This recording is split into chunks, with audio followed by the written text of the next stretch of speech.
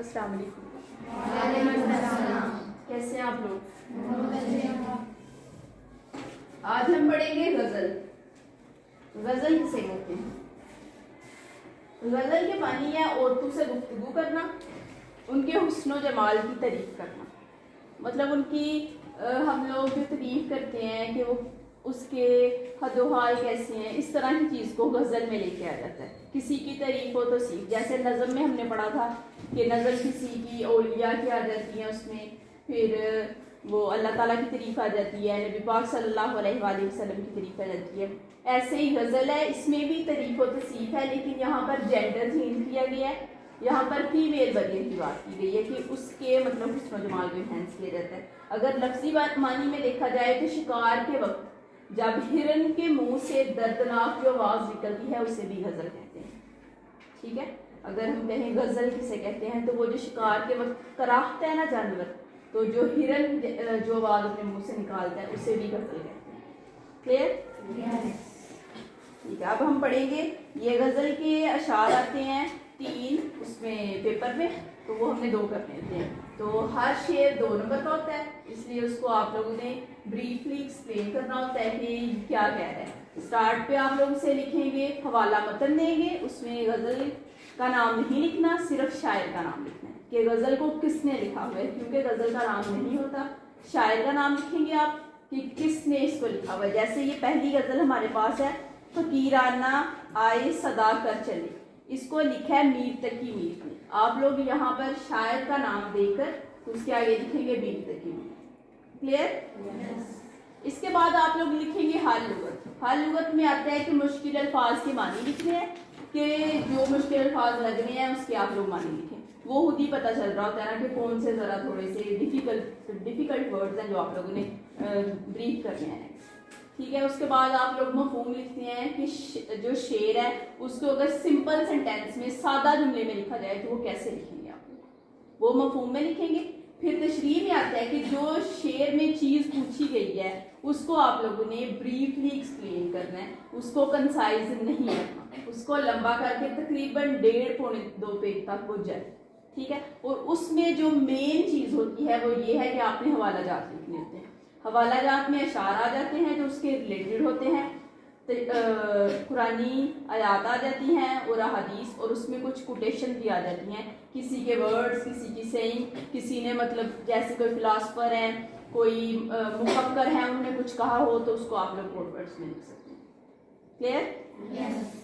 اچھا، ادھر ہم پڑھیں گے یہ پہلے میر تقی میر کا تعارف پڑھیں گے کہ ان کا اصل نام میر محمد تقی تھا اور میر تخلص کرتے تھے. جائے ولادت اکبر آباد، یہ آگرہ انڈیا میں ہے. والد گرامی کا نام میر علی متقی تھا جو ایک درویش، عاشق صالح اور شب بیدار صوفی تھے. شب بیدار صوفی مطلب ایسی سول تھے وہ جو راتوں کو جاگ کر عبادت کیا کرتے تھے اللہ تعالیٰ.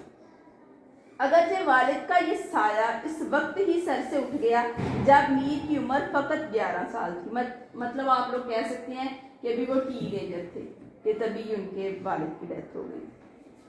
مگر ان کی باتیں عمر بھر دل پر نقش رہی کہ ہمیشہ انہیں یاد رہی. ان کے لیے وہ میموریبل ٹاک تھی جو وہ انہیں ہمیشہ یاد رہا کرتی جو چیزیں انہوں نے کہی. میر اپنی خود نوشت میں ایک جگہ لکھتے ہیں کہ اپنے بارے میں لکھتے ہیں کہ ایک دن مجھ سے مخاطب ہو کر میرے والد نے کہا، اے بیٹے عشق اختیار کرو کیونکہ بے عشق زندگی وبال ہے. جیسے یہ کسی کی سینگ ہے، یہ جو میر متقی ہیں ان کے ورڈز ہیں، ان کو ہم آگے پیچھے نہیں کر سکتے، ان کو ایگزیکٹ ٹو دی پوائنٹ لکھنا ہوتا ہے. یہ ویسے ہی لکھتے ہیں جیسے انہوں نے اپنے بیٹے سے کہا ہوا. دنیا جو کچھ ہے عشق کا مظہر ہے، کائنات کی سب چیزیں عشق میں سرگرداں ہیں. دنیا ایک ہنگامے سے زیادہ کچھ نہیں. کسی ایسے کا عاشق بن جس کا یہ دنیا آئینہ ہے. یہاں پر اگر عشق کی بات کی جائے تو عشق 2 طرح کا ہوتا ہے، ایک حقیقی عشق ہوتا ہے اور ایک مجازی عشق ہوتا ہے. حقیقی عشق وہ ہوتا ہے جو ہم اپنے خدا سے کرتے ہیں، ٹھیک ہے، اور اس کے بعد ہم اپنے نبی پاک صلی اللہ علیہ وآلہ وسلم سے کرتے ہیں. باقی یہ مجازی عشق ہے، یہ آپ کو اپنے پیرنٹس سے ہو سکتا ہے، اپنے کسی فرینڈ سے ہو سکتا ہے، اپنے بہن بھائیوں سے ہو سکتا ہے. کلیئر. اس کو مجازی عشق کہتے ہیں جو ٹیمپرری ہے, جو اس دنیا میں مطلب ہمیں کسی بھی انسان کے ساتھ جو لگاؤ ہوتا ہے اس کو آپ لوگ عشق میں کہہ سکتے ہیں. اور یہاں پر جو ان کے والد نے بات کی ہوئی ہے وہ حقیقی عشق کی بات کی گئی ہے کہ اگر کوئی والد اپنے بیٹے کو نصیحت کر رہا ہے تو وہ کس کے لیے کر رہا ہے, کس وجہ سے کر رہا ہے. انہوں نے کہا ہے کسی سے لگاؤ کے بغیر, تو وہ لگاؤ جو بہترین لگاؤ ہے وہ ہمارے خدا کی ذات سے ہے. انہوں نے کہا ہے اس کے بغیر زندگی وبال ہے, مطلب کچھ بھی نہیں ہے, فتنہ سمجھ لیں آپ لوگ کہ اس کے بغیر ہم لوگ کہہ سکتے ہیں ایم لیس زندگی ہے, بے مقصد زندگی ہے. چنانچہ میر کی ساری عمر عشق سے عبارت, اور عشق میں درد و غم اور ہجر و فراق سے واسطہ پڑنا. ہجر و فراق کہتے ہیں غم اور دوری جو اپنے عاشق سے, وہ ایک لازمی امر ہے. والد کے انتقال کے ساتھ ہی میر کی پریشانیوں کا آغاز ہوا. تلاش معاش, تلاش معاش کہتے ہیں روزگار کی تلاش, جاب کے لیے مطلب ادھر ادھر. پہلے پہل نواب کے یہاں, پھر اپنے ماموں سراج الدین کے یہاں زیر دست رہے, اور زیر دست کے ان کے سایہ میں رہے, ان کے ہاتھ کے سائے کے نیچے رہے. نے دلی کو سکھوں مرہٹوں کے حملوں نے دلی کو تباہ و برباد کر کے رکھ دیا. لوگ ترک سکونت اور ہجرت کرنے پر مجبور ہو گئے کہ انہیں وہاں سکون نہیں تھا, اس لیے انہوں نے مائگریشن کی, ایک جگہ سے دوسری جگہ چلے. میر کو غزل کا بادشاہ کہا جاتا ہے. انہوں نے تقریباً ہر صنف سخن میں تباہ آزمائی کی کہ غزل میں اگر کسی کو مانا جاتا ہے, اگر بہترین شاعروں کا ذکر کیا جائے تو ان میں میر تقی میر کا نام ذکر مسا. یہ جو انہوں نے غزل لکھی ہوئی ہے, اس کا پہلا شعر ہے فقیرانہ آئے صدا کر چلے, میاں خوش رہو ہم دعا کر چلے. انہوں نے کہا ہے ہم دنیا میں فقیروں کی طرح آئے ہیں. ہمارے ذہن میں جب فقیر کا لفظ آتا ہے تو ہمیں لگتا ہے کہ مانگنے والے کو فقیر کہا جاتا ہے. نہیں, نبی پاک صلی اللہ علیہ وسلم کہا کرتے تھے فقر میرا فخر ہے. اس میں فخر آتا ہے عاجزی, عبادت, خود کو ڈاؤن ٹو ارتھ سمجھنا, کوئی ایروگنس نہیں ہے, کوئی غرور نہیں ہے, کوئی بندہ متکبر نہیں ہے. اللہ کے لیے صرف ایک سول میٹ ہے, اسے آپ لوگ کہہ سکتے ہیں. اور ہماری نظر میں ہوتا ہے فقیر کے شاید جو کوئی مانگنے والا ہے وہی ہے, ایسا نہیں ہے. شاعر نے کہا ہوا ہے ہم اس دنیا میں فقیروں کی طرح آئے ہیں اور صدا لگا کر چلے گئے ہیں, مطلب آواز لگا کر چلے گئے ہیں کہ اگر ہماری کسی نے سنی ہے تو پھر بھی ٹھیک ہے, کسی نے نہیں سنی تو پھر بھی ٹھیک ہے. اگر آپ لوگ اس کا مفہوم دیکھیں تو ہم کہتے ہیں ہم فقیروں کی مانت دنیا میں آئے اور صدا لگا کر اہل دنیا کو خوش رہنے کی دعا دیتے ہوئے رخصت ہو گئی. کہ اگر کوئی ہم سے خوش ہے پھر بھی ہم نے اسے دعا دی ہے, اگر کوئی ہم سے ناخوش ہے پھر بھی ہم نے اسے دعا دی ہے.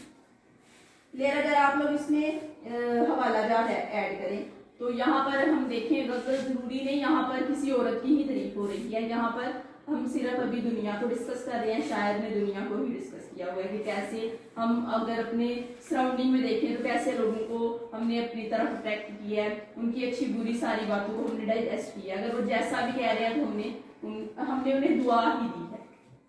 جیسے یہاں پر صحیح بخاری میں نبی پاک صلی اللہ علیہ وسلم کی حدیث ہے, دنیا میں اس طرح رہو جیسے کوئی پردیسی یا راہ چلتا مسافر ہو. ہمیں پتہ ہے یہ عارضی ہے دنیا, یہ دائمی نہیں, اس نے ایک دن ختم ہو جانا ہے. تو یہ ہمارا ایک سفر ہے جو ہم طے کرنے آئے ہوئے ہیں, کیونکہ ہماری منزل یہ نہیں. ٹھیک ہے, تو یہی شاعر نے کہا ہوا ہے کہ ہم یہاں پر فقیروں کی طرح آئے ہیں اور آوازیں لگا کر چلے گئے ہیں. جو ہم سے خوش ہے اسے بھی دعا دی ہے, جو ناخوش ہے اسے بھی دعا دی ہے. پہلا شعر کلیئر. نیکسٹ جو ہم پڑھے وہ یہ ہے جو تجھ بن نہ جینے کو کہتے تھے ہم, سو اس عہد کو اب وفا کر چلے.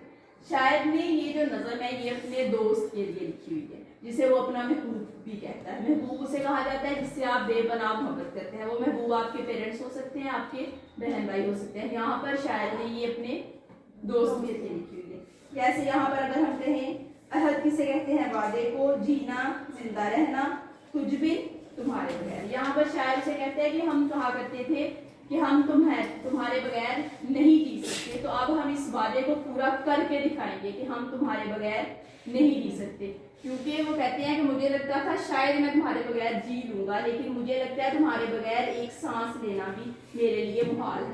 اس نے اس طرح سے اس کو ایگزیجریٹ کیا ہوا ہے کہ اس کا اپنے دوست کے لیے حلوس کس قدر زیادہ تھا, کس قدر اسے انہینس کیا کرتے تھے اور ایکسپریس بھی کیا کرتے تھے کہ میں اگر تم نہیں ہو نا میری زندگی میں تو مجھے لگتا ہے میری زندگی بے معنی, اس کو جینے کا کوئی حق نہیں. تو یہاں پر بھی شاید نے ایسے ہی بتایا ہوا ہے. جیسے ہے تو نہیں تو زندگی میں اور کیا رہ جائے گا, دور تک تنہائیوں کا سلسلہ رہ جائے گا. پھر ایک اور شعر ہے، یہ بھی آپ لوگ اس میں ایڈ کریں گے. وفا کریں گے نبھائیں گے باتیں بات مانیں گے، تمہیں بھی یاد ہے کچھ یہ کلام جس کا.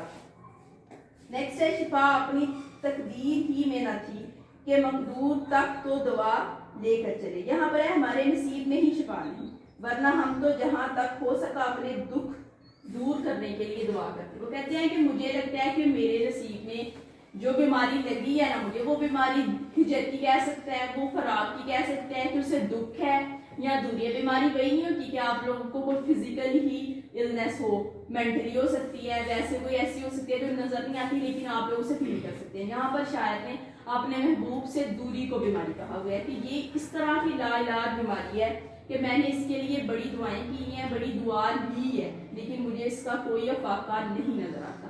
اس لیے مجھے لگتا ہے کہ میں نے ایسے ہی اس دنیا سے چلے جانا ہے اور اس کا مجھے کوئی حل نظر نہیں آنا، کوئی اس کی. یہاں پر مرزا غالب کا بھی ایک شعر ہے کہ دل ندان تجھے ہوا کیا ہے، آخر اس مرض کی دوا کیا ہے.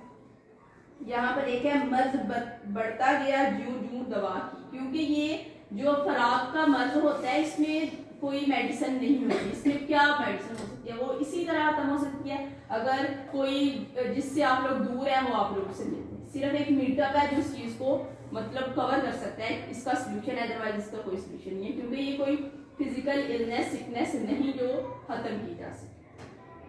نیکسٹ ہے دکھائی دیے یوں کہ بے خود کیا ہمیں آپ سے بھی جدا کر چلے. محبوب کو دیکھ کر ہم ایسے بے خود ہوئے کہ اپنا ہوش تک نہ تھا. وہ کہتے ہیں کہ مطلب جب میں اپنے دوست کو دیکھتا ہوں نا کہ میرا اپنے دوست کے ساتھ اس قدر خلوص، اس قدر محبت، اس قدر پیار ہے کہ جب میں اسے دیکھتا ہوں تو میں اس میں گم ہو جاتا ہوں. مجھے لگتا ہے کہ میں نہیں ہوں. وہ کہتے ہیں کہ میں نہیں رہتا، میں تم ہو جاتا ہوں.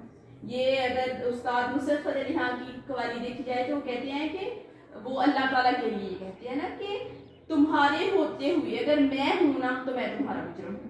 کہ وہ اتنی ڈیپ لائنز ہیں کہ وہ کہتے ہیں کہ اگر میرا خدا ہے نا تو میں اس کی موجودگی کو محسوس کر رہا ہوں، فیل کر رہا ہوں اپنی گاڈ کی پریزنس کو کہ میں جہاں ہوں میرے سراؤنڈنگز میں میرے ارد گرد اللہ تعالیٰ کی ذات ہے. تو میں مجرم ہوں اللہ تعالیٰ کا کہ میں خود کو سمجھوں کہ میں بھی وہی ہوں.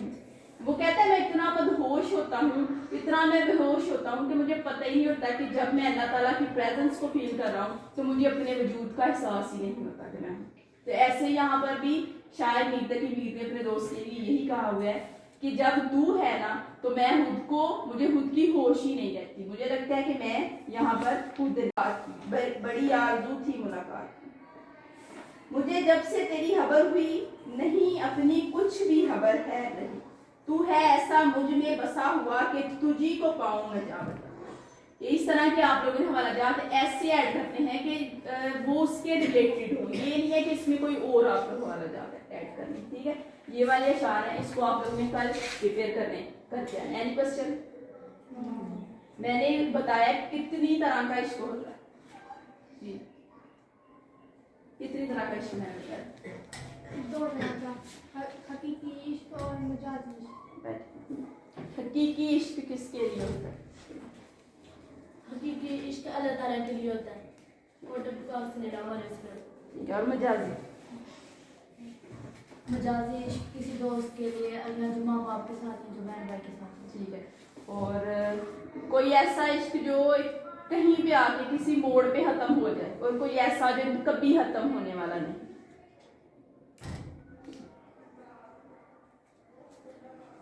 اللہ تعالیٰ کا عشق ہمارا کبھی ختم ہونے والا نہیں، اور یہ جو دنیا کی عشق ہے وہ ہمارا ختم ہے. یہ آپ لوگ کل ان اشعار کی تشریح کر کے آئیں گے، یہ کل آپ سے سنی جائے گی یہاں پر اور ٹھیک ہے. Thank you.